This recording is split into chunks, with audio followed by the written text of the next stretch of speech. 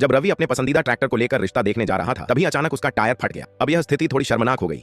इतना बड़ा नुकसान होने के बाद टायर का इस्तेमाल जारी रखना नामुमकिन था। एक तरफ रिश्ता देखने में देर होने का खतरा था, दूसरी तरफ नया टायर लगवाने का भारी खर्चा।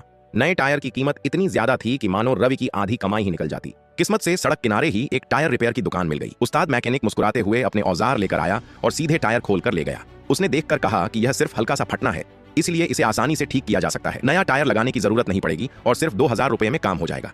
इतना ही नहीं, रवि समय पर रिश्ता देखने भी जा सकेगा। लेकिन किसी ने नहीं सोचा था कि दुकान के अंदर जाकर उस्ताद ऐसा कमाल दिखाएगा। उसकी तेज और अनुभवी कारीगरी के बाद टायर सचमुच बिल्कुल नया जैसा दिखाई देने लगा। आखिर तक देखने पर इंसान हैरान रह जाता है। सबसे पहले उस्ताद ने ग्राइंडर की मदद से फटे हुए हिस्से के आसपास की रबर को खुरदुरा किया ताकि नई सामग्री अच्छी तरह चिपक सके। इसके बाद उसने उस जगह पर वल्केनाइजिंग सॉल्यूशन की एक परत लगाई। यह मरम्मत की पहली और बेहद जरूरी प्रक्रिया थी। सॉल्यूशन लगाने के बाद उसे लगभग आधे घंटे तक सूखने के लिए छोड़ दिया गया ताकि उसकी पकड़ और मजबूती बढ़ सके। फिर उस्ताद ने कच्ची रबर की कई परतों को टायर के अंदर और बाहर फटे हुए हिस्से पर सावधानी से चिपकाना शुरू किया। यह आगे होने वाली सबसे महत्वपूर्ण प्रक्रिया की तैयारी थी। आमतौर पर ऐसे ट्रैक्टर टायरों की मरम्मत में लोग नायलॉन धागे से सिलाई करके छेद को बंद करते हैं, लेकिन इस उस्ताद का तरीका बिल्कुल अलग था।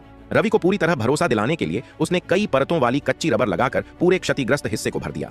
साथ ही विशेष पैच का उपयोग करके खाली जगहों को पूरी तरह बंद किया।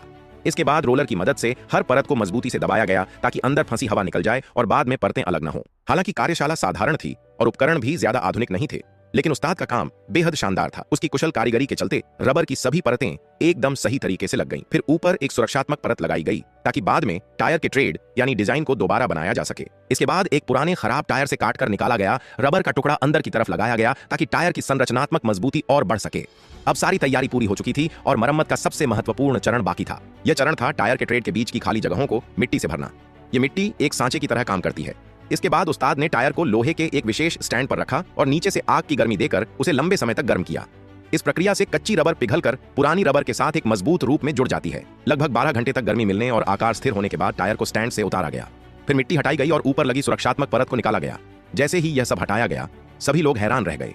टायर का गायब हुआ ट्रेड पूरी तरह से दोबारा बन चुका था और पूरा टायर बिल्कुल नया जैसा दिखाई दे रहा था। अब इसे दोबारा ट्रैक्टर पर लगाया जा सकता था और रवि फिर से अपने काम पर निकल सकता था। इतनी शानदार मरम्मत के बाद आपका क्या ख्याल है? ऐसा टायर कितने समय तक चल सकता है?